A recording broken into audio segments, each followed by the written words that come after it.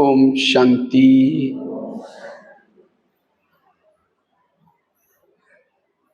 तो विशेष आज माताओं की भट्टी है। तो आज इस माताओं की भट्टी से हमें यही प्रेरणा लेके जाना है, हमें अपनी स्थिति को शक्तिशाली बनाना है और शिव शक्ति बनना है। क्योंकि माताएं कौन है? शिव शक्ति। लेकिन आप माताएं कमजोर बन गई, तो हमारे कमजोरी का कारण क्या है? फिर से हम कैसे शिव शक्ति बने? क्योंकि आप सभी के भगत रो रहे, चिल्ला रहे। माताओं का आवाज आते है कभी? या खुद भी रो रहे? हाँ, जो खुद रो रहे हैं, रोने वालों के आंखों के आंसू कैसे पहुंचेगा? इसीलिए अब मेरा कोई भी प्रकार का रोना नहीं है। क्यों? मुझे बाबा मिला, सब कुछ मिला, अब मुझे रोना नहीं है। इसलिए अब मुझे शिव शक्ति बनना है, शक्तिशाली बनना है। क्योंकि जो शक्तिशाली है वही माया को ललकार सकती है। जो शक्तिशाली है वही अनेक रोने वालों के आंखों के आंसू पोंछ सकेंगे। जो खुद शक्तिशाली है उसका भविष्य का पद भी ऊंचा रहेगा। जो खुद शक्तिशाली है उनको अतीन्द्रिय सुख मिलेगा। इसलिए माताओं को, और कुमारियां भी साथ में बैठी है, माताओं और कुमारियों को क्या बनना है? शिव शक्ति बननी है। लेकिन कभी कभी हम शिव शक्ति के बजाय कमजोर क्यों बन जाते हैं? इस भट्टी से उसका कारण और निवारण करके जाना है। तो वास्तव में हमारी स्थिति बिगड़ने का कारण, शिव शक्ति के बजाय कमजोर बनने का कारण, मन में चलने वाले व्यर्थ संकल्प। जिसके मन में व्यर्थ संकल्प चलते हैं वो शिव शक्ति के बजाय क्या बन जाती है? कमजोर। इसलिए अगर मुझे शिव शक्ति बनना है तो मेरे संकल्प कैसे चाहिए? समर्थ संकल्प चाहिए, पॉजिटिव संकल्प चाहिए। बाबा ने आज हमें ड्रामा का ज्ञान, कर्मों का ज्ञान, जो हुआ अच्छा, ये सारा ज्ञान किसी लिए दिया है? हमारे अंदर का व्यर्थ खत्म करने के लिए। लेकिन इतना सारा ज्ञान होने के बाद फिर भी कहेंगे ये ऐसा क्यों हुआ, इसने मेरे साथ क्यों किया, ये ऐसा क्यों करता है? इसका मतलब आप ज्ञानी नहीं हैं, ज्ञान को समझा ही नहीं। तो शिव शक्ति कैसे बनेंगे? तो शिव शक्ति बनने के लिए हमें क्या करना है? व्यर्थों को समाप्त करना है। मेरे मन में कोई भी प्रकार का व्यर्थ संकल्प ना हो, सदा मेरे समर्थ संकल्प चले। क्योंकि जिसके संकल्प व्यर्थ है वो वायुमंडल को खराब करता है। जिसके संकल्प व्यर्थ है उसके चेहरे में उदासी होगी, और जो खुद उदासी में है वही भविष्य में दासी बन जाएगा। फिर उदास कौन रहता है? जो व्यर्थ सोचता है। और जो व्यर्थ सोचता है उदास रहता है, वो इंद्रियों के दास है। और जो संगम युग में इंद्रियों के दास में व्यर्थ सोचता है, भविष्य में क्या बनेंगे? दास दासी। तो दास दासी बनना है, राजा बनना है। इसलिए आप व्यर्थों को समाप्त करो। जो व्यर्थ सोचता है उसका टाइम वेस्ट हो जाता है, वो कर्म योगी नहीं बन सकता। उसके चेहरे में खुशी होगी, और जिसके चेहरे में खुशी हो, जो वेरस सोचता है जिसका चेहरा नाराज है, कौन कहेगा इनको भगवान मिला हुआ है? वो बाबा की प्रत्यक्षता कैसे कर सकेंगे? बाबा कहते हैं आगे चल करके ब्राह्मणों के चेहरे क्या करेंगे? बाबा को प्रत्यक्ष करेंगे। लेकिन कौन से चेहरे? जिनके चेहरे में रौनक है, जो सदा खुश रहते हैं, उनके चेहरों को देख करके लगेगा इनको भगवान मिला हुआ है, ये सतयुग में जाने वाले हैं। इसलिए अब व्यर्थों से मुक्त बनो। इसलिए इस भट्टी से हमें शक्तिशाली बनने का पुरुषार्थ करना है। जिसके संकल्प विरत है वो पर चिंतन करता है, पर दर्शन करता है, वो आत्मचिंतन परमात्मा चिंतन नहीं कर सकता। इतना ही नहीं, जिसके संकल्प विरत चलते हैं वो भ्रुकुटी के आसन पर आत्मिक स्वरूप में टिक नहीं सकता।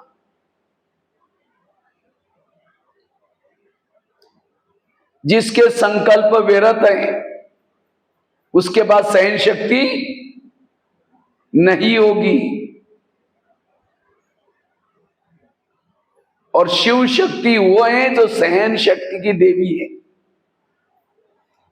इसलिए अब हमें सहन शक्ति की देवी बनना है, क्योंकि जो सहन शक्ति की देवी है वही शांति की देवी, वही शक्ति की देवी, वही आनंद की देवी, जो सहन शक्ति है। लेकिन आज माताओं में धीरे धीरे माताओं को दो प्रकार का रोना आता है। एक मन का रोना, दूसरा आंखों का रोना। और जो रोते हैं वो कमजोर है, वो दूसरे के रोनों को, आंखों के आंसू कैसे पोंछेंगे, दूसरे के समस्या का समाधान कैसे करेंगे? इसलिए अब मेरे जीवन में कोई प्रॉब्लम नहीं, मेरे जीवन में कोई समस्या नहीं। अगर समस्या आई भी उसको पॉजिटिव बना दो, समस्या को उन्नति का साधन बना दो। पति ने गाली दी, क्या समझो? गाली नहीं दी, मेरे पर गुलाब का फूल डाल दिया। जो संगम युग में गाली देगा, दोपहर में रोज मेरे मंदिर में आकर के क्या करेगा? पूजा करेगा। तो भगत चाहिए कि नहीं चाहिए? जिस दिन पति ने गाली दी, योग में खुशी से जाकर के बैठो, कहते बाबा आज आपने बहुत अच्छा भगत भेजा, बड़ी अच्छी पूजा की, कल भी उसको जरूर बोलना फूल डालना। ताली तो बजाओ।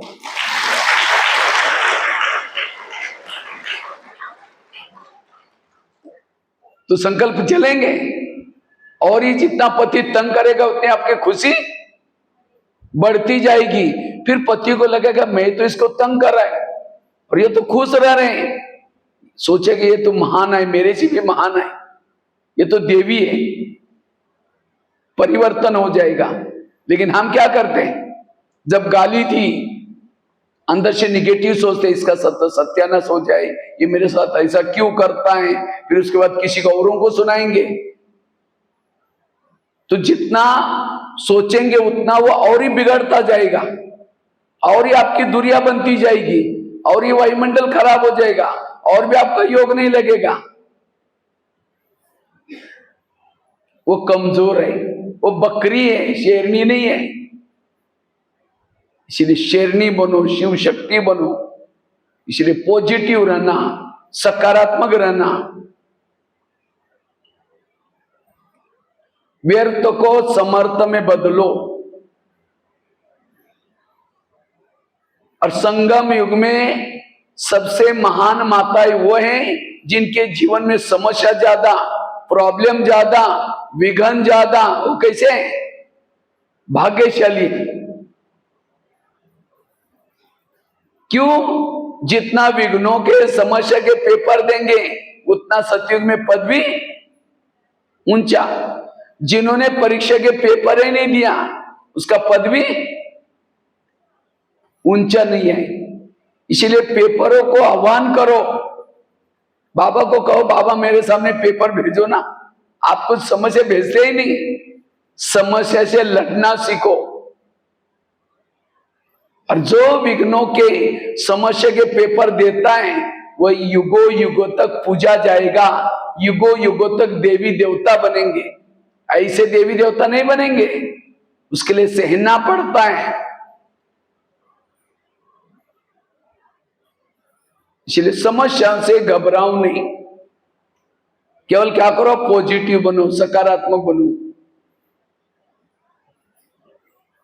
तो व्यर्थों से मुक्त बनने के लिए हम करें क्या?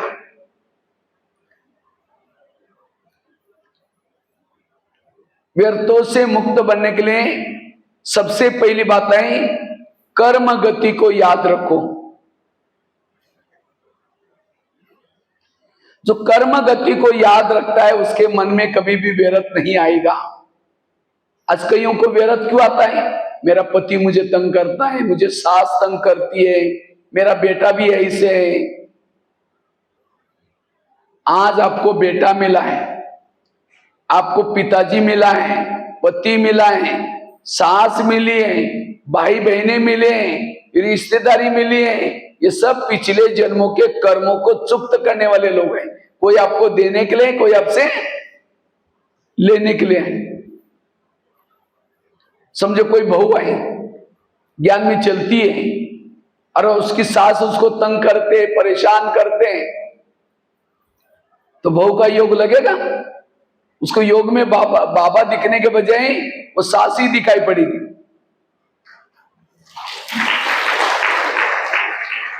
फिर औरों को भी जाकर सुनाएगी, मुझे सास ने तंग किया, पता नहीं बुढ़िया कब मरेगी, पता नहीं मेरे साथ ऐसी क्यों करते हैं, मैं इतना काम करती हूँ। सवेरे की मुरली वरदान तो उसके दिमाग से चला गया, सारा दिन वही सास ही, और वो क्या क्या तंग करते वही दिखाई पड़ेगा। अगर आपका और उस सास का पिछला जन्म दिखाई जाए, जो तंग करते हैं सास का और आपका पिछला जन्म दिखाई जाए, आज जो सास है पिछले जन्म इसकी बहू थी, और जो सास है अभी वो बहू थी, और आप उस समय क्या थे? सास थे। आपने भी इसको तंग किया था, सत्संग में जाने से रोका था, और आप थोड़ी बोलती है तो। इसीलिए कहते हैं ना, सास भी कभी बहू थी। इसलिए अगर सास ने तंग किया तो क्या समझो, अच्छा मेरा बहुत दिन का बाकी था हिसाब, आज बहुत चुप्त हो गया, धन्यवाद बाबा।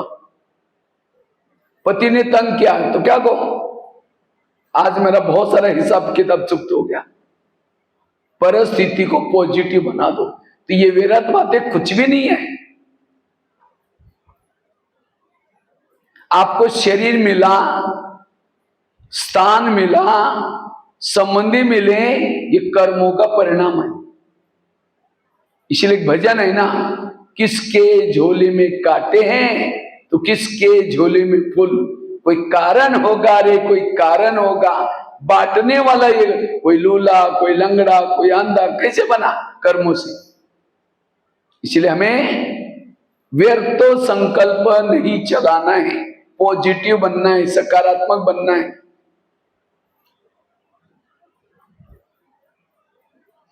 अभी कुछ दिन पहले मैंने एक आर्टिकल लिखा था मासिक में, और उसके अंदर एक कहानी लिखी थी। इस कहानी को ध्यान से सुनना तो आपको कोई तंग करता क्यों, परेशान क्यों करता, उसका आपको जवाब मिलेगा और मेरा सोचना बंद हो जाएगा। मैं प्रश्न पूछूंगा लास्ट में, ध्यान से सुनना।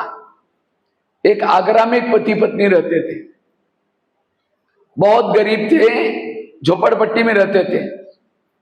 तो उनके पास एक मेहमान आया। वैसा मेहमान दिल्ली में खरीदारी करने के हिसाब से आया था, लेकिन जब वो दिल्ली में आया था दुकान बंद थी। तो उसको लगता बैठे बैठे मैं क्या करूं, मैंने कभी आगरा गया नहीं, देखा नहीं, चलो मैं आगरा घूम के आता हूं। व्यापारी सारा दिन गया, आगरा घूम के आया, लेकिन रात को उसको सोने का प्रॉब्लम हो गया। जिस होटल में जाता था, जहां भी जाता था, सब कहते भाई हमारे होटल बुक है। उसको लगता रात को कहां सो जाऊं, अगर कहीं बस स्टैंड पर सो जाओ बैग चोरी हो जाएगी, अगर कहीं स्टेशन पर सो जाओ तो भी चोरी हो जाएगी। तो अचानक उसको याद आया, मेरे गरीब पति पत्नी, चलो उनके पास जाता हूं। रिक्शा करके चला गया, खाना खाया, बातें की, सब कुछ की, लेकिन सोने से पहले उस व्यापारी ने अपने बैग खोली, कपड़े बदल लेते। तो उसी समय गरीब की पत्नी की नजर उस बैग के अंदर गई और बैग में करोड़ रुपए पड़े थे। तो पत्नी को लगता अगर 2-4 बंडल हमको मिल जाए तो हमारी गरीबी क्या हो जाएगी, दूर हो जाएगी। रात भर नींद नहीं आई, 12-1 बजे बाहर गई, बड़ा सा पत्थर लाया, उसकी बैग सिराने थी, पत्थर सीधा उसके सिर में मार दिया, उसका तो मर्डर हो गया। पति की नींद खुली, पति कहता ये क्या हो गया, कहता अब हमारी गरीबी दूर हो गई। कहा ये बात किसी पुलिस वालों को पता चलेगा, लोगों को पता चलेगा, हमें जेल की सजा होगी। कहा कि किसी को पता ही नहीं चलने देंगे। इस व्यापारी को जमुना नदी में डाल देते। रात को 2 बजे उन्होंने क्या किया, उसी मुर्दे को एक बोरी में डाला और पीछे डाल करके फेंक के आ गए। किसी ने नहीं देखा। जब वापस घर में आए तो देखा घर में दीवार को खून लगा था। तो उनको लगा ये किसी को डाउट ना आ जाए इनके घर में क्या हो गया। तो रातों रात उन्होंने क्या किया, खून के दाग भी मिटाए। उन्होंने खून के दाग तो मिटाए, लेकिन कर्मों में पड़े हुए दाग को कोई मिटा नहीं सकता। इसलिए भजन है ना, कर्म का लेका मिटे न रे भाई, लाख करे कोई चतुराई। उन्होंने उसी पैसे से एक प्लॉट लिया, मकान बनाया, दुकान खोला, गहने बनाए, गाड़ी खरीद की, उनकी गरीबी दूर हो गई। लेकिन उनको कोई बच्चे नहीं थे, दोनों ही थे। कुछ साल के बाद उनको एक बच्चा हो गया, एक ही बच्चा था। खिलाया पिलाया, कलेक्टर बनना जितना पढ़ाया, लेकिन अचानक उस बच्चों को टाइफाइड हो गया। तो उनको लगता है बच्चों को कुछ ना हो जाए। बड़े अच्छे हॉस्पिटल में इलाज किया, बहुत खर्चा हुआ, उनके पीछे उनको गहने बेचने पड़े, डॉक्टर की फी दी, बच्चा ठीक नहीं हुआ। गाड़ी बेची, बच्चे का इलाज किया, बच्चा ठीक नहीं हुआ। दुकान चालू किया था, उसको भी बंद किया। लास्ट में मकान भी बेचा। उनको लगता है बच्चा कलेक्टर बनेगा, दोबारा लेंगे। तो एक दिन वो बच्चा कहता पापा जी अपने को जो मिला तो पैसा खत्म हो गया, अब मैं जा रहा हूं, बच्चा मर गया। तो बच्चा कौन था वो, जिस व्यापारी को मारा था उसकी आत्मा पैसा लेने के लिए बच्चे के रूप में आई थी। ये है ऊपर वाले का डंडा, ये है कर्मों का डंडा। कर्मों के डंडे में आवाज नहीं होती, लेकिन बड़ा जोर से लगता है।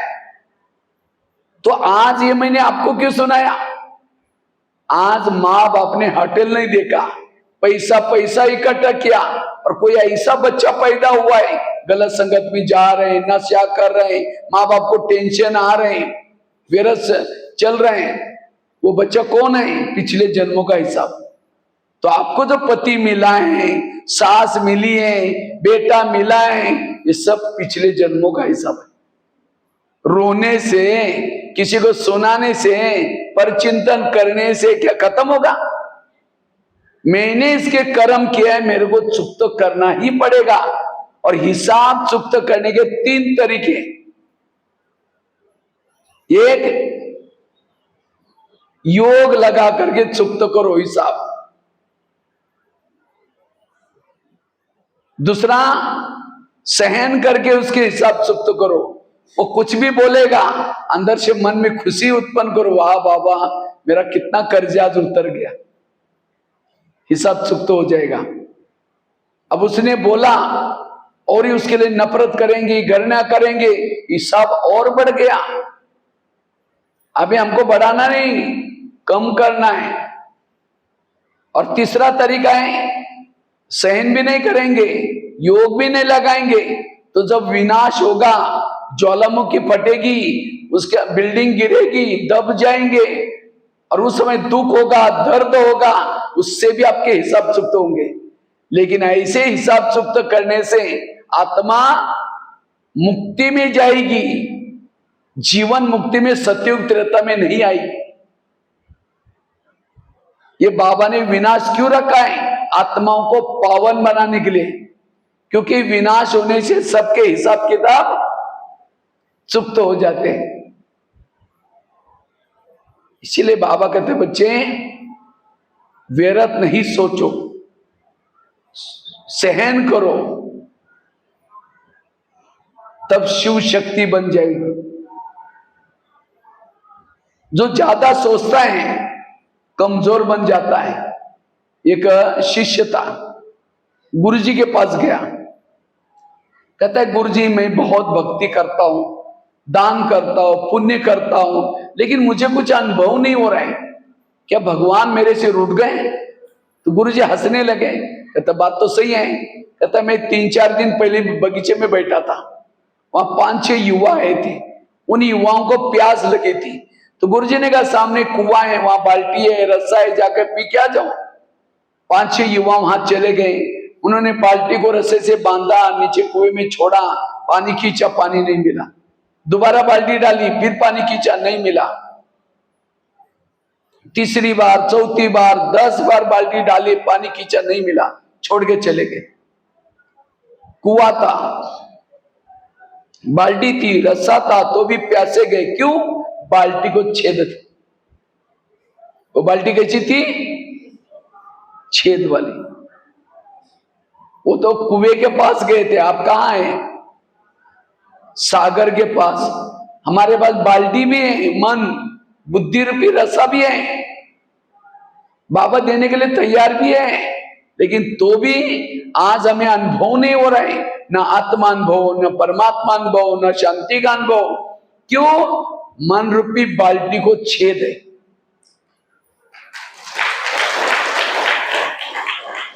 इसलिए इस भट्टी से मन रूपी बाल्टी के छेद को बंद करके जाना, मन को स्थिर रखना, कुछ भी नहीं सोचना। आज था ना मुरली का, कौन सा श्रीमद प्रमाण चलो तो अवस्था अच्छी हो जाएगी, वाणी से परे जाएंगे। अंतर्मुखी, अंतर्मुखी मतलब चुप रहना नहीं, मन चुप, मन में कोई नो क्वेश्चन, कोई प्रश्न नहीं, क्यों हुआ, क्या हुआ, नो करेक्शन, ये ऐसा होना चाहिए, ये होना चाहिए, नो कोटेशन, नो अपोजिशन, मन चुप। और जो संगम युग में जिसका मन चुप है वो मूर्ति है, और जो संगम युग में मूर्ति बनता है भविष्य में वही मूर्ति बनेगा। जो भविष्य में, वर्तमान समय मूर्ति नहीं, मूर्ति को गाली दो। अगर मूर्ति खड़ी है, देवी की मूर्ति है, देवी को 2-4 गाली दो तो देवी चेहरा पीछे करती है, हाँ? वरदान हाथ के बजाय नीचे हाथ करती है। गाली देंगे तो भी। एक दिन मैं कहीं जा रहा था तो एक शराबी शराब पी करके हनुमान के मंदिर में गया और हनुमान को बोलता है, हे हनुमान तुम बंदर है, बंदर। कहता तुमने तो सीता को तो ढूंढ लिया लेकिन मेरे पत्नी को कभी सुधर नहीं सकता, तुम बंदर है, बंदर। मैंने सोचा बेचारा हनुमान के पास गदा है, एक हाथ में गदा पकड़ी है, एक हाथ वरदानी है। मैंने सोचा गदा क्यों नहीं मारा है, थप्पड़ क्यों नहीं मारा है उसको। अगर थप्पड़ मारता तो हनुमान की चीज का, वो गाली दे रहे तो भी क्या कर रहा है, उसको वरदान दे रहा है। एक मूर्ति भी वरदान देते हैं तो हम तो चैतन्य में बनने वाली मूर्ति है। इसलिए किसी को बददुआई नहीं दो। किसी ने बुरा भी किया तो क्या कहो, बाबा इसका कल्याण करना। लेकिन हम क्या करते हैं, वरदान हाथ के बजाय हाथ नीचे करेंगे, चेहरा कहते इसको दुआ मैं कभी नहीं दूंगी, इसने मेरे साथ क्या क्या किया।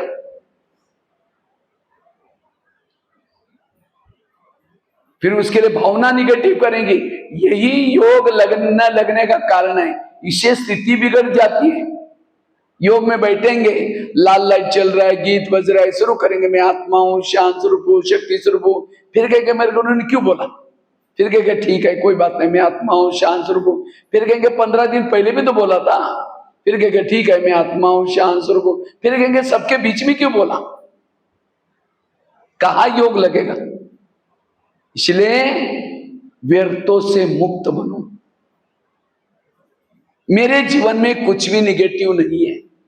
वो देवी वरदान हाथ के बजाय नीचे करते हैं, लेकिन आज हमारी स्थिति वरदान के बजाय ऐसे हाथ करेंगे, या तो पता नहीं करते, ऐसे माताएं करती है गुस्से से, तुम्हारा सत्यानाश हो जाए, झगड़ा करते समय ऐसे बोलते। ऐसा कोई मंदिर में देवी का पोज है?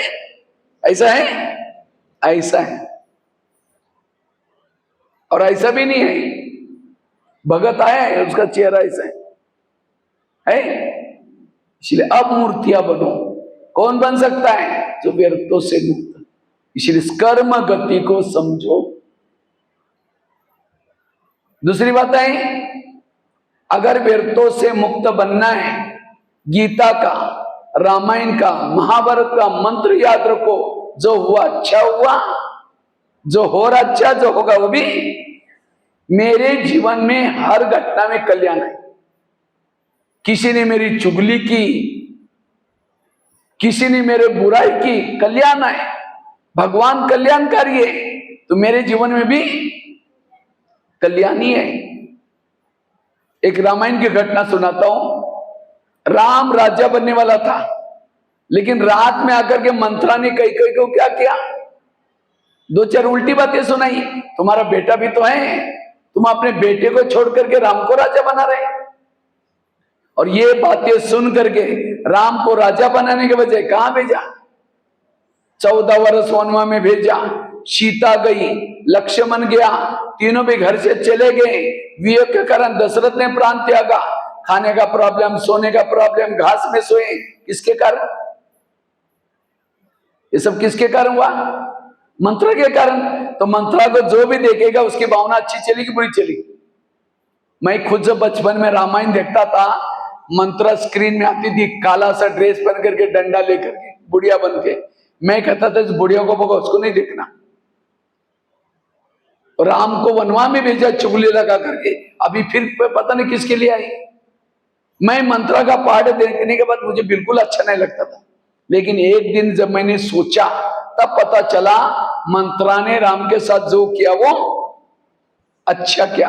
अगर रात में उनके घर में ना आती तो राम क्या बनने वाला था? राजा। राजा बनता तो जंगल में नहीं जाता, जंगल में नहीं जाता सीता की चोरी ना होती, अगर सीता की चोरी ना होती रावण को ना मारता, रावण को ना मारता, राम की महिमा कोई नहीं गाता। राम की महिमा किसके कारण? मंत्रा के कारण। इसी तरह हर एक के घर में, हर एक के पड़ोस में, आसपास में भगवान ने एक दो मंत्रा रखी। और आज हमारा जो व्यर्थ है वही मंत्रा है।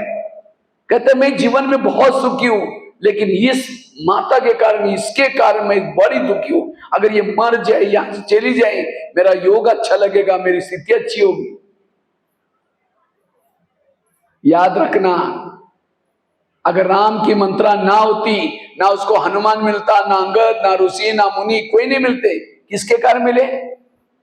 मंत्रा के कारण।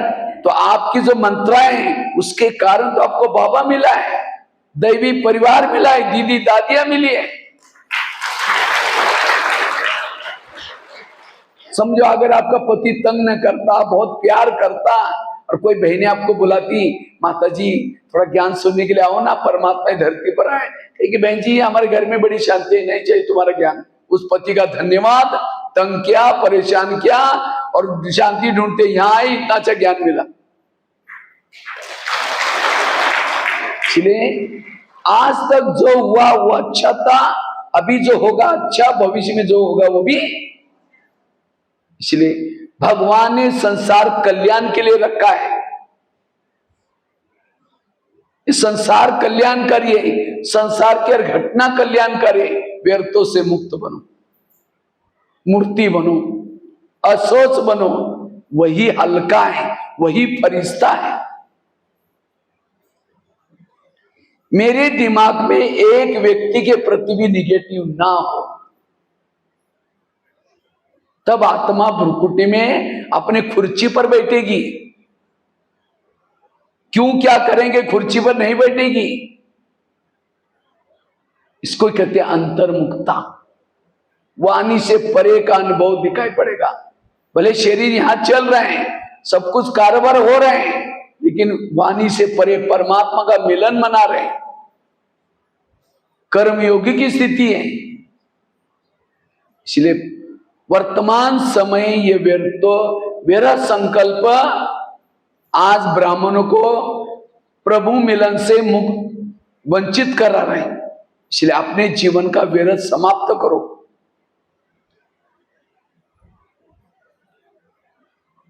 अगर राम हनुमान में नहीं जाता, ना हनुमान मिलता, ना अंगद, ना ऋषि, तो ये सब आज हमें परिवार मिला, दादियां मिली, दीदियां मिली, ये सब आज तक के विघ्नों का कारण है। राम जब वनवास से आता है, सारे लोग उसको स्वागत करने के लिए आए थे, मंत्रा और कैकेयी नहीं आई। तो राम ने सबको पूछा, मंत्रा और कैकेयी मैं कहाँ है? कहा कि वो तो आई। सबको छोड़ करके उनके पास गया राम और कहा कि माँ, मेरा स्वागत करने के लिए आप लोग क्यों नहीं आए? कहा कि बेटा, हम कैसे आए? हमने तो तेरी चुगली लगाई थी, वनवा में भेजा था। तो राम क्या कहता है? नहीं माँ, कहता है नहीं माँ, आपके कारण तो मैं पुरुषोत्तम राम, भगवान राम, विजय राम बन के आया हूं। उसने ये नहीं कहा कि तुम तो बुढ़िया है ना, तुमने मेरी चुगली की 2 थप्पड़ नहीं लगाई। लेकिन हम क्या करते हैं? इसने मेरा बुरा किया, मैं कभी इसको बात भी नहीं करूंगा, ऐसा करके जाते। जो मेरे बुराई करने वाले, निंदा करने वाले, चुगली करने वाले मेरे सच्चे मित्र हैं। इसीलिए संत कबीर ने कहा, निंदक निरे राखिए, अंगन कुटी छवाए, बिन साबन बिन पानी वो स्वच्छ बंदा है। इसलिए व्यर्थ कुछ भी नहीं। आकाश के चंद्रमा को पानी में देखना है तो पानी कैसा चाहिए? स्थिर चाहिए। परम धाम के परमात्मा को मन में देखना है, मन हमारा स्थिर चाहिए। अगर मन हलचल में है, बाबा को देख नहीं पाएंगे। अगर आईने के अंदर चेहरा देखना है, आईना कैसा चाहिए? साफ चाहिए। इसी तरह बुद्धि रूपी आईने में परमात्मा को देखना है, परम धाम को देखना है, हमारा बुद्धि रूपी आईना स्वच्छ चाहिए। निगेटिव संकल्प चलने से बुद्धि अस्वच्छ बनती है। सिर्फ व्यर्थों से मुक्त बनूं, उसके लिए मैंने 2 बातें बताई। पहली, कर्म गति को याद रखो। दूसरी बताई, जो हुआ अच्छा हुआ। तीसरी बात आई, ड्रामा को पसंद कर लो। ड्रामा को क्या करना है? आप लोगों को अपना अपना ड्रामा पसंद आया? बस्तर जिले में रखा हुआ है, आदिवासी लोगों एरिया में रखा हुआ है, जिस घर में रखा हुआ है, जिस पति के साथ रखा हुआ है, जो शरीर मिला है, ये सब पसंद आया? या कई कहते क्या बाबा मेरा अपना ड्रामा बनाया, अगर माउंट आबू के नजदीक रखते तो कितना अच्छा होता, मेरा पति थोड़ा झगड़ा करता है, उसके बजाय अच्छा पति होता तो कितना अच्छा होता, मेरा थोड़ा ड्रामा बदल दो। क्योंकि बाबा तो डायरेक्टर है, आप सभी एक्टर हैं। अगर कोई डायरेक्ट एक्टर को पसंद नहीं है तो डायरेक्टर चेंज भी कर सकता है। तो किसको किसको अपना ड्रामा पसंद नहीं, बदलना है, वो हाथ खड़ा करो। अच्छा, सबको पसंद है, एक भी हाथ नहीं उठा मतलब पसंद है। अच्छा नहीं, जिनको जिनको पसंद है वो हाथ खड़ा करो। मरा हुआ हाथ। अगर ऐसा आता है तो मतलब पसंद तो नहीं, लेकिन इधर उधर उठा रहे तो हम भी थोड़ा उठा लेते हैं। अगर ड्रामा पसंद होता तो दोनों भी हाथ फटाफट उठनी चाहिए ऐसे सीधे। क्योंकि ड्रामा ये वंडरफुल है। बाबा ने हर आत्मा का ड्रामा इतना अच्छा बनाया, आपके आसपास के सब लोग आपका कल्याण करने वाले हैं। आपका अकल्याण करने वाला कोई भी नहीं है। मुझे लगता है मधुबन में लास्ट में जो मुरलियां चली थी, क्या चली थी? वाह ड्रामा वाह, वाह बाबा वाह। 2016 और 17 में जो बाबा की मुरलियां चली थी, वाह ड्रामा वाह, वाह बाबा वाह। बाप के दिल में, बच्चों के दिल में एक मुरली में 10 बार चलता था। तो कई भाई बहने कहते थे आजकल बाबा इसी मुरली क्यों चला रहे, वाह वाह वाह, बार बार वाह वाह कर, सारे ज्ञान का सारा है वाह वाह। कोई गाली भी देगा क्या बोलेंगे, आवाज ही नहीं आया, क्या बात है। कोई आपको गाली देगा तो आप उसको मैं क्या कहूं, वाह ड्रामा वाह। कोई झगड़ा करे आपके साथ क्या बोलो, वाह ड्रामा। कोई आपकी निंदा करे क्या बोलेंगे, वाह ड्रामा। कोई आपका पति, किसी का पति शराब पी करके पिटाई करेगी उसकी, उस माता की, उस समय माता को क्या बोलना है। अभी तो आवाज ही बंद हो गई, क्योंकि भाई जी कोई शराब पी करके पिटाई करेंगे तो वाह वाह कैसे निकलेगा। हाँ, तो भी इस माता को क्या बोलना है, क्यों क्यों बोलना है, क्योंकि उसको पति तो बहुत मिले ना। सतयुग में भी पति मिला, त्रेता में मिला था, द्वापर में भी मिला था। सतयुग में पति तो बहुत अच्छे थे, ना शराब पीते थे, ना मारते थे, ना पीटते थे, सोने के महलों में रहते थे, पुष्पक विमान था, देवता थे। लेकिन क्या उस पति के कारण बाबा मिला। और अभी का पति शराबी है, मारता है, पीटता है, उसके कारण कौन मिला है। तो उस माता के लिए वो सतयुग वाला देवता वाला पति अच्छा या अभी का शराबी वाला पति अच्छा, कौन सा अच्छा है। सतयुग का पति तो दिल्ली में रहता था और अभी का पति जगदलपुर में रहता है, बस्तर जिले में। तो जगदलपुर वाला बस्तर वाला अच्छा या सतयुग में देवता वाला पति अच्छा है, बस्तर वाला। क्यों, उसके कारण बाबा मिला है, परिवार मिला है, 84 जन्म का भाग्य मिला है। इसीलिए पति को देख करके तंग नहीं होना, सास को देख करके तंग नहीं होना, बच्चों को देख कर तंग नहीं होना। इस एरिया में रहते हैं, इतना नक्सलवादी एरिया में, तो भी तंग नहीं होना, वाह वाह करते रहो। ये है पॉजिटिव, ये है व्यर्थों से मुक्त बनने का तरीका। हमें किसी को छोड़ना नहीं, उसी जगह पर रहो, पॉजिटिव बन के रहो।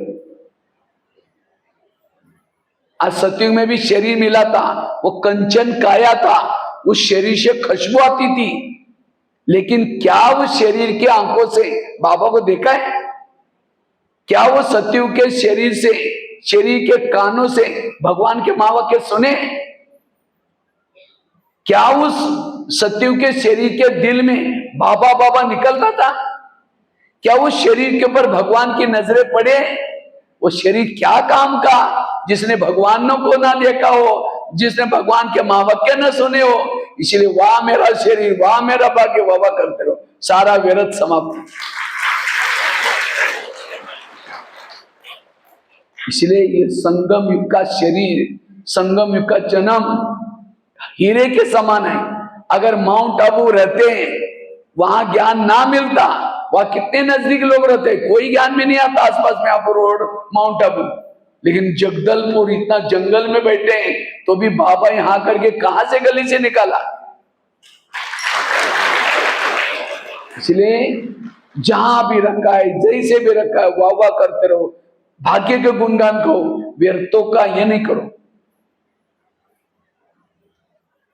वैसे तो हम 3 बाप के बच्चे हैं। बाप हमारे कितने हैं, एक ब्रह्मा बाप, पहले तो शिव बाबा, पारलौकिक पिता, आत्मा का पिता।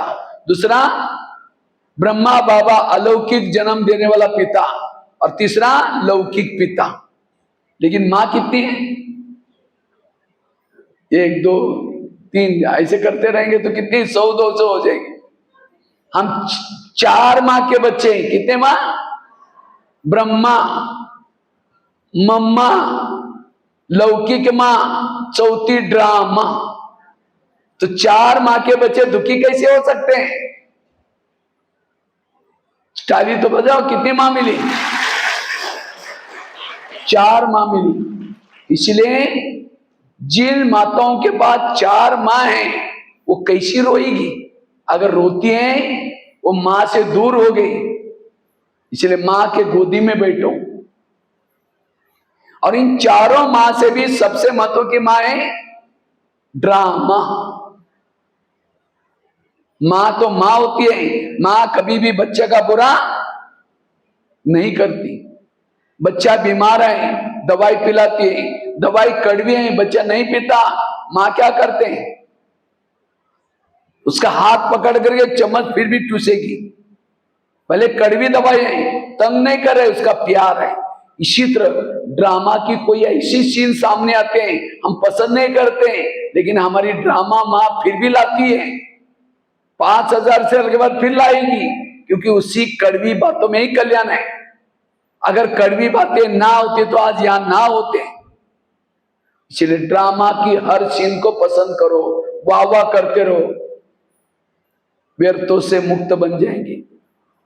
कुंती के सामने कृष्ण गया तो कुंती को पूछा तुमको क्या वरदान चाहिए?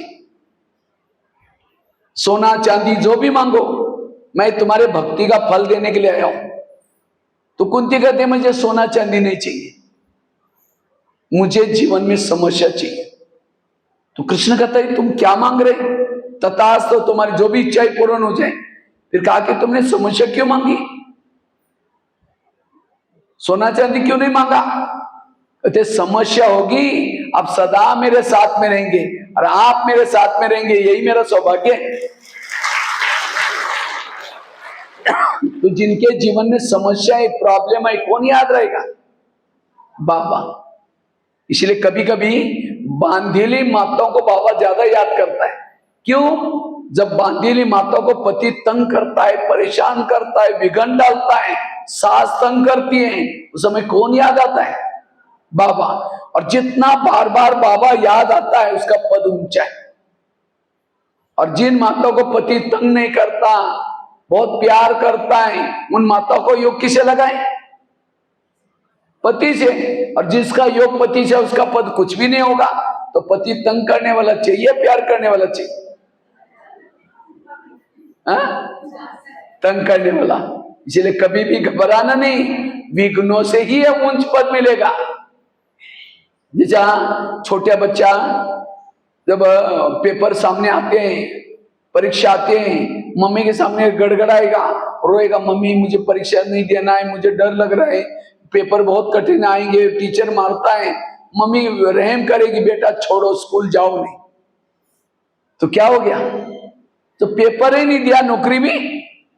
इसी तरह हम भी क्या करते हैं, जब पति तंग करता है, सास तंग करते हैं, विघन आते हैं, बाबा के सामने रोते हैं, बाबा बहुत विघन आ रहे हैं, बाबा ये विघन टालो ना।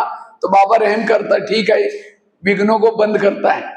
अब विघ्न के पेपर दिया ही नहीं तो पद ऊंचा कैसे मिलेगा फिर? इसलिए विघ्नों को पेपर दो, जितने विघ्नों के पेपर देंगे पद ऊंचा है। एक पत्थर भी छेनेर हथौड़ी को सहन करके देवी बनती है, तो क्या आप देवी नहीं बनेगी? इसलिए विघ्नों से कभी घबराना नहीं है। और ऐसी शिव शक्ति की जरूरत है, अनुभवी व्यक्ति की जरूरत है। इसलिए माताओं को अगर शिव शक्ति बनना है, शक्तिशाली बनना है, मेरे जीवन में कोई प्रॉब्लम नहीं, मेरा पति भी अच्छा, मेरा घर भी अच्छा, मेरी पड़ोसी भी अच्छी, सब कुछ, कोई प्रॉब्लम नहीं। वो है अंतर्मुखी, वो है वाणी से परे रहने वाली, वो है मूर्ति, सदा दुआई देने वाली, शुभ भावना रखने वाली, क्षमा करने वाली, दया करने वाली, परोपकार करने वाली। और ऐसी माता ही अपने अंदर का क्रोध, अपने अंदर के विकार, उसके ऊपर वार करेगी, खत्म करेगी उसको। इतना ही नहीं, दूसरों के अंदर के विकार को मारेगी। और ये माता फिर देवी के रूप में पूजा जाएगी।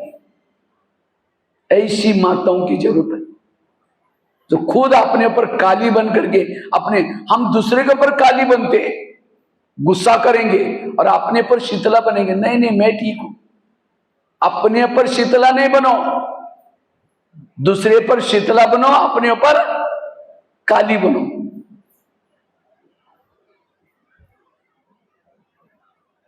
इसलिए ड्रामा को पसंद करना, वाह ड्रामा, वाह वाह वाह वाह वाह। तो कितनी बातें बताई व्यर्थ से मुक्त बनने के लिए? कर्म गति को याद रखना। उसके लिए आगरा का एग्जाम्पल सुनाया, कैसे हमारे आसपास वाले जो लोग हैं, कोई आपको देने के लिए, कोई आपसे लेने के लिए। दूसरी बात बताई, जो हुआ अच्छा हुआ। आज तक किसी ने मुझे तंग किया, कुछ भी किया, सबके पीछे कल्याण है। अभी भी कोई तंग करेगा, कल्याण ही होने वाला है, सोचना नहीं। तीसरा, ड्रामा को पसंद करना, वाह ड्रामा वाह। चौथी बात है, अगर व्यर्थों से मुक्त बनना है, समर्थ बनना है, रोज सवेरे 3 चीजें करो। अगर आपको शिव शक्ति बनना है, रोज अपने दिनचर्या में 3 चीजें करना। एक तो अमृत वेला का योग अच्छा करना, दूसरा रोज के क्लास के पहले आधा घंटे का योग करना, और तीसरा रोज की मुरली सुनना। जो माता ये 3 चीजों का पुरुषार्थ करेगी वो क्या बनेगी? शिव शक्ति बनेगी, शक्तिशाली बनेगी। तो अमृत वाला कौन कौन उठता है? हाथ खड़ा करो। अच्छा, सब लोग उठते हैं, बहुत अच्छा। लेकिन अमृत वाला का चुपचाप आपका कोई वीडियो बनाई जाए, आपको पता भी नहीं चले कोई वीडियो बना रहा है आपका, और वही वीडियो आपको 10 बजे दिखाई जाए, ये सवेरे का अमृत वेला का आपका वीडियो है। लेकिन मेरा है, मैंने ऐसा किया था, दीवार के सारे बैठे हैं, मुंह खुला आंखें बंद है। 2 बार मच्छर अंदर भी गया और बाहर भी आया, पता भी नहीं चला। अगर ऐसा योग करेंगे तो प्रभु मिलन कैसा मना सकेंगे?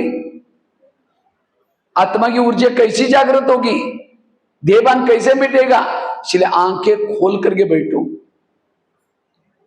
आज था ना बाबा का, कौन सा श्रीमत का पालन करो तो वाणी से परे जाएंगे।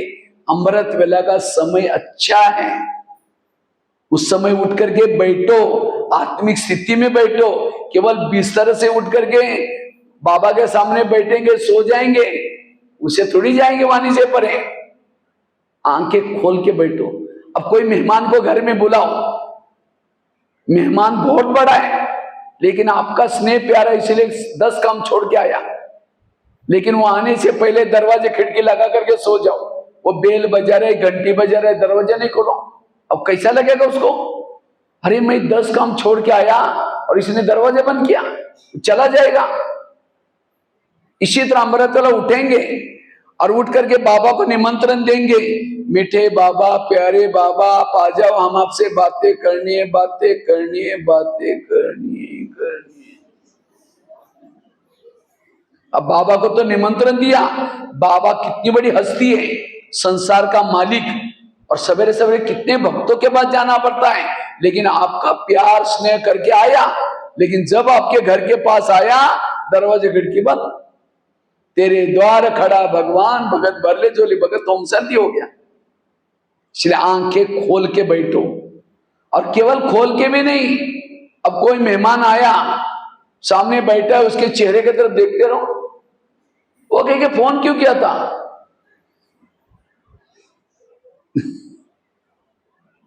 तो कई भाई बहन योग करते समय क्या करेंगे?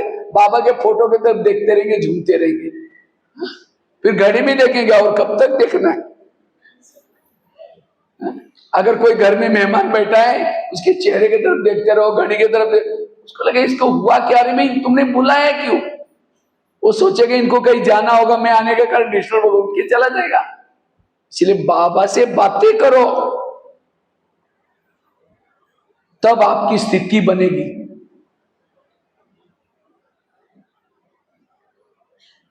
ये है, भले कोई भी भाषा में बोलो बाबा। जैसे कोई पेशेंट डॉक्टर के पास आता है, तो डॉक्टर चेहरा देखता रहता है। डॉक्टर पूछता आपको क्या हुआ? कहता है डॉक्टर जी मैंने दवाई खाई, ये खाया तो भी उल्टी हुआ, सुनाता है ना। इसी तरह बाबा से बातें करो, बाबा मैंने कल आपकी मुरली भी सुनी थी, अमृत वाला भी किया था, तो भी ये विकार मेरे संकल्प में आया, मुझे गुस्सा आया, ऐसा ऐसा हुआ, बुलाओ। अगर कोई नई प्रॉब्लम, तो भी पेशेंट चुप नहीं रहता, कहता डॉक्टर जी आपने जो दवाई दी थी बहुत अच्छा असर हो गया, आज मेरे को कोई तकलीफ नहीं, थैंक यू। डॉक्टर कहता हाँ मेरा पेशेंट ठीक है। बातें करो, तब नींद नहीं आएगी। नहीं तो क्या होता है, चुप बैठेंगे बस घड़ी को देखते हुए, ऐसा योग नहीं है, उससे शक्तिशाली नहीं बनेंगे। एक कुमारी ने मुझे क्वेश्चन पूछा, कहते भाई साहब मैं अमृतवाला उठती हूँ लेकिन परम धाम में नहीं जाती हूँ। हमने कहा क्यों? कहता उसी समय हमारे घर के ऊपर बहुत अंधेरा होता है, बताओ कैसे क्वेश्चन पूछते। मैंने कहा अंधेरे में कोई भूत थोड़ी पकड़ेगा। हाँ, अरे तुम्हारे घर तो शरीर तो कहाँ बैठा है, घर के अंदर बैठा है, बाहर ताला लगा हुआ है गेट को भी, और आत्मा भी थोड़ी जा रहे हैं, मन बुद्धि जा रहे ऊपर। एक कुमार कहता है भाई साहब मैं अमृतल उठता ही नहीं, मुझे नींद ही नहीं खुलती। मैंने कहा क्यों, अलार्म लगाए करो। कहता है अलार्म लगा तो लेकिन सुना ही नहीं पड़ता। हमने कहा क्यों, कहता है अलार्म तो मेरा यहाँ बेड पर बजता है, मैं सोने के लिए परमधाम में जाता हूं। अब इतना लंबा डिस्टेंस है कैसे सुन। मैंने कहा परमधाम में नहीं, धाम तो बहुत है, निद्रा लोग, स्वप्न लोग। तो कई क्या करेंगे, शुरू करेंगे मैं आत्मा हूं, शांत स्वरूप, शक्ति स्वरूप। अब जा रही चांद सूरज तारांगन के पार, तारांगन के पार जाकर झुटका लगा, नीचे हड्डी गुड्डी टूट जाएगी। हाँ, इसलिए योग में अमृत वाला अच्छी करो, मेहनत करो अमृत वाला, आंखें खोल करके बैठो। कोई चेहरे पर मेकअप कर रहा है, अब जिसके चेहरे पर मेकअप और झुटका लगा दे, यहाँ का मेकअप यहाँ पहुंच जाएगा इधर।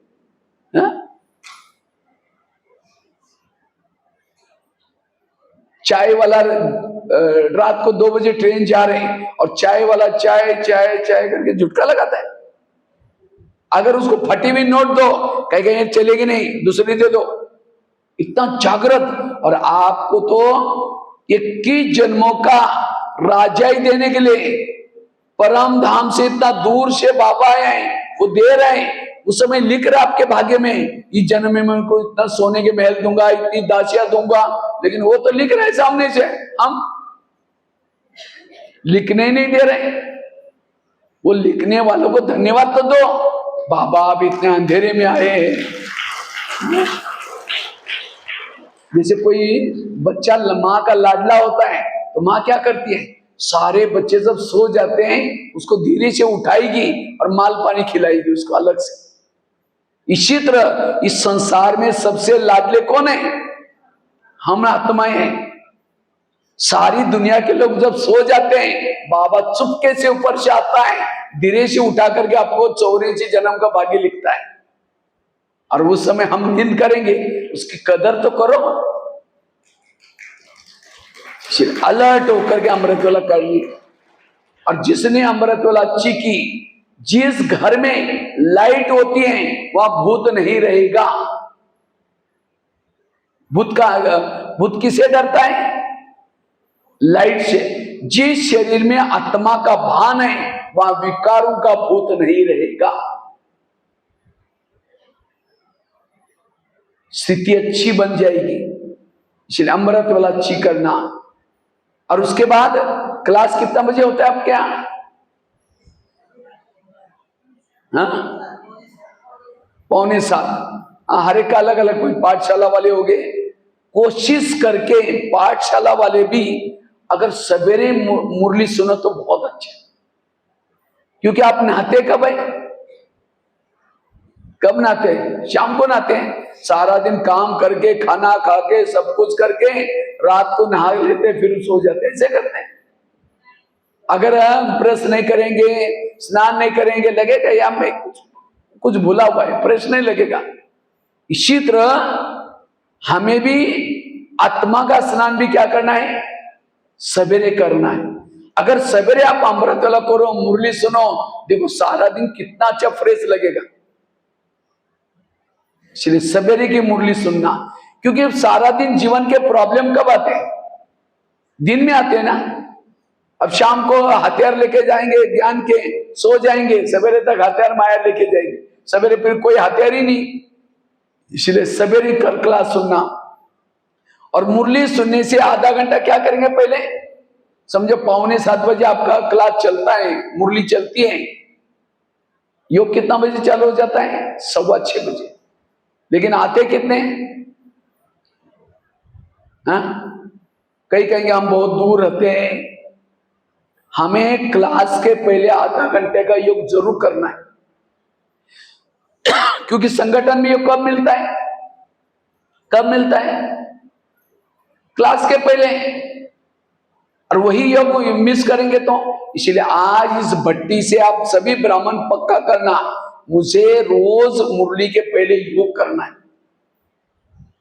आप धान बोते खेती में बोते ना, वो चावल, तो उससे पहले क्या करते हैं? धान बोने से पहले क्या करते हैं? ट्रैक्टर चला करके, फावड़ा मार करके, पानी डाल करके जमीन को तैयार करते हैं और बाद में बोते हैं। अब पानी नहीं डालो, ट्रैक्टर नहीं चलाओ, कुछ नहीं करो और जा करके बो उसके अंदर सूखे रुके में उगेगा। इसी तरह वो बीज डालने के लिए हम तैयार करते हैं, इसी तरह बुद्धि में ज्ञान डालना है, पहले उसको तैयारी करो। योग लगा करके मुरली सुनो। जो बिना योग करके मुरली सुनता है, शाम को पूछेंगे आज को वरदान क्या था? बड़ा अच्छा था। स्लोगन क्या था? बहुत अच्छा था। मीठे बच्चे में बहुत, अरे कौन सा क्या था? बहुत अच्छा था। दिमाग से खिसक गया, क्यों? योग नहीं किया।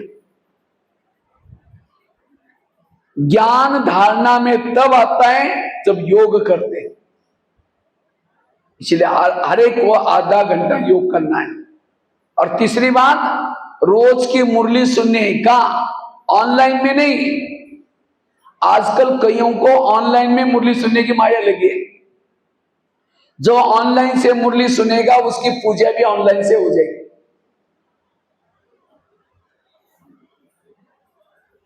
इसलिए रोज कहां मुरली सुने? जो बाबा ने सेंटर बनाया है, जहां पाठशाला है, जो निमित्त, वहां जाना ही जरूर।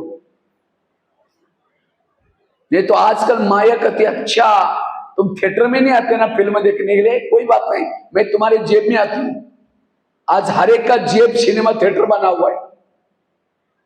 थोड़ा सा अगर अमृतवाला ढीली हो गई, मुरली मिस हो गई, पुराने संस्कार जागृत हो जाएंगे, काम क्रोध जागृत हो जाएंगे।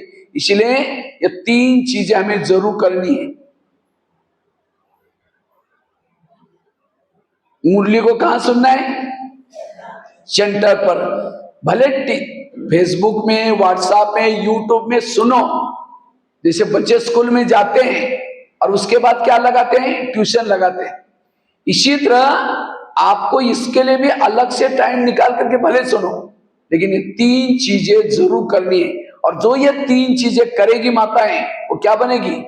शिव शक्ति बनेगी। शक्ति, क्योंकि ये तीन चीजों से मनोबल बढ़ता है, आत्मिक स्थिति बनती है। किसी के भी व्यर्थ विचार नहीं आएंगे। कोई आपको तंग करेगा, परेशान करेगा, तो भी निगेटिव नहीं आएगा।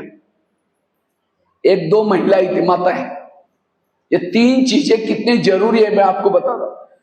तो दो महिलाएं थी। एक महिला रहती थी 2 मंजिल पर ऊपर, दूसरी महिला रहती थी नीचे के मंजिल पर। तो 2 मंजिल वाली महिला क्या करते हैं? रोज अपने घर के खिड़की से पड़ोसी के छत पर देखती है, तो छत पर वो कपड़े सुखाते हैं, उसके कपड़े देकर के पति को बुलाती हैं और कहते हैं इसको कोई अक्ल नहीं, कितने गंदे कपड़े, कितने मैले कपड़े, जाओ पूछ क्यों। पति कुछ नहीं बोलता। रोज बुला करके पति को दिखाते हैं, पति तो देखता है लेकिन कुछ नहीं बोलता। एक दिन जब उस 2 मंजिल वाली महिला ने पड़ोसी के छत पर देखा, तो उसके कपड़े अच्छे दिखने लगे। रोज कैसे दिखते थे? गंदे, लेकिन आज अच्छे दिखने लगे।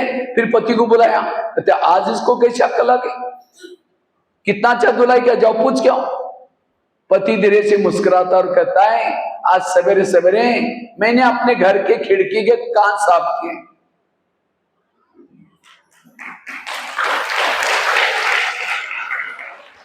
समझ में आया? बहुत गहरी बात है। वो रोज कैसे कपड़े धुलाई करती थी?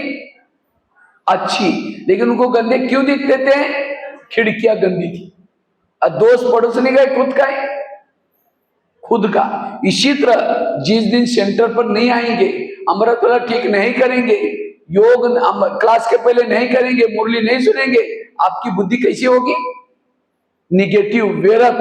और ऐसे बुद्धि से जिसको भी देखेंगे सब गलत नजर आता है। फिर क्या कहते हैं? इसको सुधरना चाहिए, इसको बदलना चाहिए। फिर दूसरों को सुनाएंगे, सुधरना उसको नहीं है, तुम्हारी खिड़की गंदी है आज। इसलिए अपनी खिड़की को रोज क्या करो? तो कौन कौन खिड़की साफ करता? हाथ खड़ा करो। अच्छा, कुछ माता हाथ नहीं खड़ा करें। घर की खिड़की की बात नहीं बोल रहा हूं मैं, हाँ, बुद्धि रूपी खिड़की। नहीं तो पिछले साल मैं नेपाल में गया था, वहां 3 दिन की भट्टी थी, तो वहां भी मैंने यही बात सुनाई थी, 3 खिड़की वाली बात बता रहा था। तो दूसरे दिन क्लास में 2-4 माता आई नहीं, तीसरे दिन आई। बहनों ने कहा, अरे कल कितनी अच्छी भट्टी, तो तुम लोग क्यों नहीं आए? कहा कि वो भैया ने परसों कहा ना खिड़की साफ करो, कल हम सारा दिन खिड़कियां साफ करने में लगे थे, इसीलिए भट्टी में नहीं आए। मैंने कोई घर की खिड़की नहीं बोली थी। कौन सी खिड़की? बुद्धि रूपी खिड़की। तो बुद्धि रूपी खिड़की कब साफ होगी? अमृत वाला अच्छी करने से, क्लास के पहले योग करने से, और तीसरा रोज की मुरली सुनने से। ये 3 चीजें आज गाढ़ बांध दो, इससे शक्तिशाली बन जाएंगे, आत्मिक स्थिति बन जाएगी। ऐसी माताएं शिव शक्ति है। इसलिए रोज खिड़की आजकल खिड़कियां किसे बनाते हैं? ज्यादा से खिड़कियां कांच की बनाई जाती है, और कांच की खिड़की कपड़ा मारने से साफ नहीं होती। एक स्प्रे आता है केमिकल, वो डाल स्प्रे करो, फिर कपड़ा मारो, साफ हो जाती है। इसी तरह योग है स्प्रे, मुरली है कपड़ा, दोनों करेंगे तब बुद्धि सब स्वच्छ बन जाएगी, तब व्यर्थों से मुक्त बन जाएंगे। इसलिए वर्तमान समय हमें अगर शिव शक्ति बनना है, शक्तिशाली बनना है, व्यर्थों से मुक्त बनने का पुरुषार्थ करना है। उसके लिए क्या क्या बातें बताई? पहली बात, कर्म गति को याद रखना। मेरा पति मिला है, मेरे बच्चे मिले हैं, मेरे पड़ोसनी हैं, ये मेरे पिछले जन्मों के कर्मों को चुप्त करने वाले लोग हैं। इसलिए कोई किसी का दोष नहीं है, व्यर्थों से मुक्त। आगरा वाली घटना सुनाई आपको। दूसरी कौन सी बात बताई? जो हुआ अच्छा हुआ, मंत्रा वाली घटना सुनाई। मेरे आसपास के जो लोग हैं मेरा भला करने वाले हैं। और तीसरी कौन सी सुनाई? ड्रामा, वाह ड्रामा वाह, मेरे आसपास वाले सब कल्याणकारी हैं, मेरा अब कल्याण करने वाला कोई नहीं है, इसलिए वाह ड्रामा हुआ। और चौथी बात कौन सी सुनाई? रोज खिड़की को साफ करना। 3 चीजें करना, अमृतवाला, क्लास के पहले योग, और तीसरा मुरली सुनना। ये 4 चीजें अगर करेंगे व्यर्थों से मुक्त बनेंगे, तो सब दिमाग हल्का हो गया। किसी के भी प्रति मेरे मन में कुछ भी अगर दिमाग में कोई निगेटिव है, कई क्या करेंगे, कोई बहन या भाई सामने नहीं है, 2-4 दिन में उसकी बुराई करेंगे, ऐसी है वो है वो है, अचानक आई क्या बोलेंगे? ओम शांति, अभी हम आपको याद कर रहे थे, मुख में राम बगल में छुरी।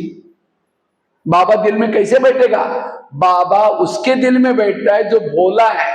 भोला मतलब अनपढ़ नहीं, भोला मतलब जिसके मन में कोई निगेटिविटी नहीं, जो पॉजिटिव है, उसके दिल में भगवान पसंद करता है। दिल अर्जुन के रथ में बैठा था, कृष्ण कहां बैठा? अर्जुन के रथ में, दुर्योधन के रथ में नहीं बैठा था। दुर्योधन छली था, कपटी था। तो जिसके मन में किसी के लिए नेगेटिविटी है, गिराने की भावना है, व्यर्थ भावना है, उसके दिल में बाबा नहीं बैठेगा। इसलिए स्वच्छ बनो। इसलिए बाबा ने ड्रेस कैसा दिया है? सफेद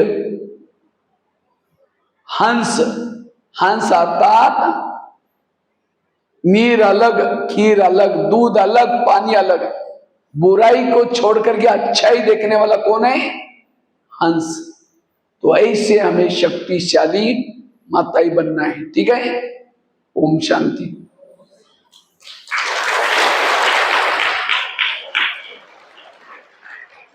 तो अभी हम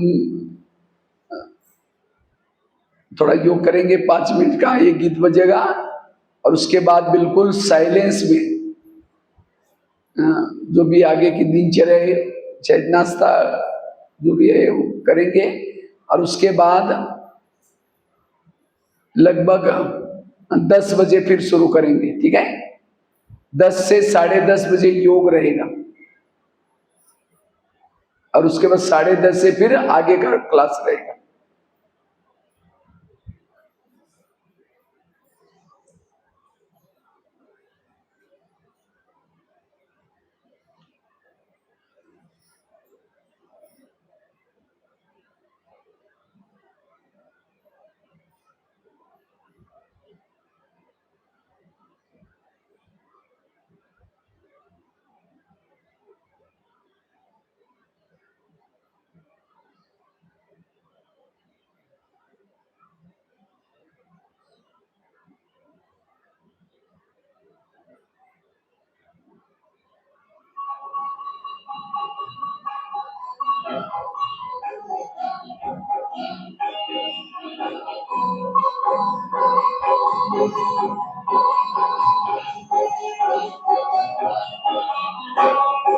सबसे सुहानी पल है जिंदगी, मिलन सिंधु में जब समाए हुए, समाए हुए। ज़माना तो क्या तेरी यादों में डूबा, ये तन भी अपना भुलाए हुए, भुलाए हुए। सबसे सुहाने पल है जिंदगी।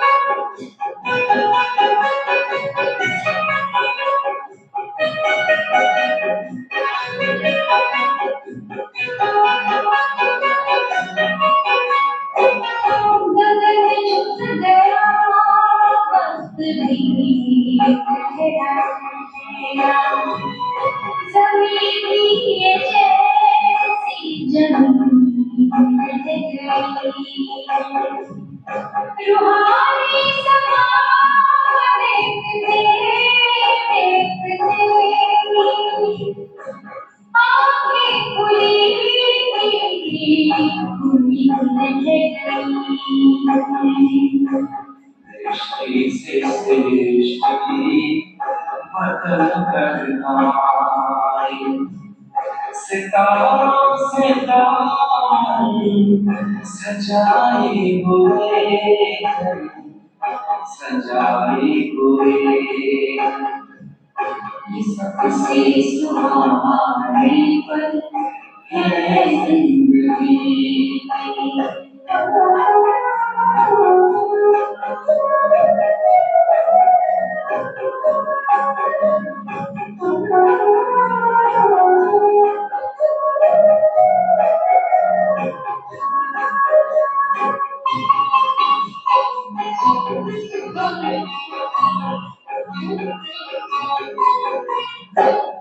घड़ी घड़ी 100 बरस की उम्र से होते निहाल तेरी जब नजर से, ये जादू नहीं तो भला और क्या है कि मिलते बुलाए हमको सब जिगर से। हम खो गए हैं नयन में तुम्हारे, जो चित को हमारे चुराए हुए, चुराए हुए।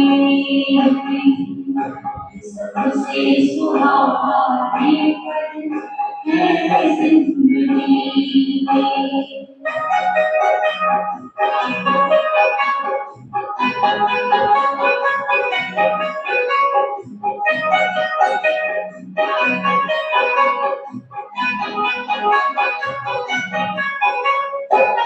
सितारों से आगे कैसा जहां, बहुत दूर तक रोशनी रोशनी। ये परियों की नगरी, फरिश्तों की दुनिया, अनोखी यहाँ चांदनी चांदनी। कभी कानों में गूंजती है मुरलियाँ, कभी सामने जैसे आए हुए हमारे हुए सबसे सुहाने पल है जिंदगी। मिलन से तुम्हें जब समाए हुए, समाए हुए,